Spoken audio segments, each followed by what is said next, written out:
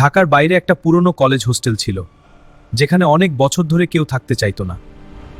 নতুন সেমিস্টারে ছাত্র কম থাকায় রায়হানকে ওই হোস্টেলেই উঠতে হলো। রাতে যদি কিছু শুনতে পাও, দরজা খুলবে না। রায়হান হাসল, সে ভূতের গল্পে বিশ্বাস করত না। প্রথম রাতটা একদম শান্ত ছিল, কিন্তু দ্বিতীয় রাতে ঠিক রাত দরজায় নক শোনা গেল। কে সেখানে?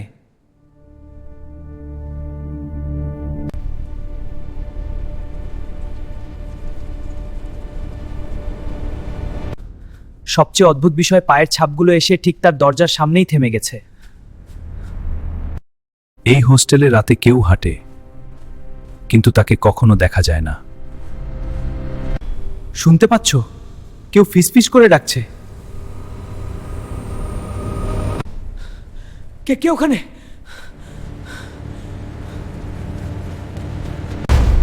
আমি এখানেই ছিলাম।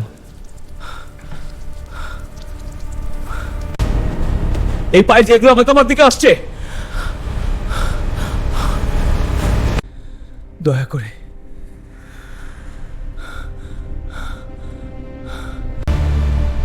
রায়হান, দরজা খোলো।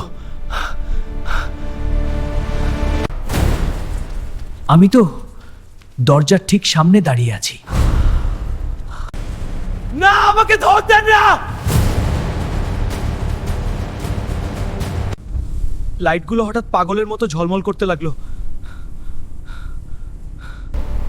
রায়হান, তুমি কি ভেবেছো তুমি একা?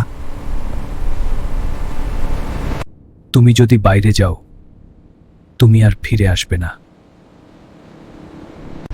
না, এটা সম্ভব না। কে আমার পেছনে? কেউ বাইরে দাঁড়িয়ে আছে, কিন্তু খেয়াল করতে পারছো না। চুয়া।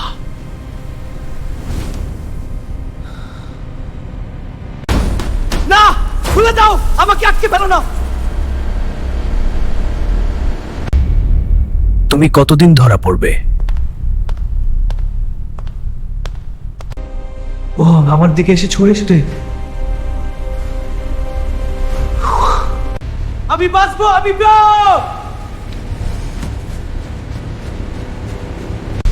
এবার তুমি আর পালাতে পারবে না।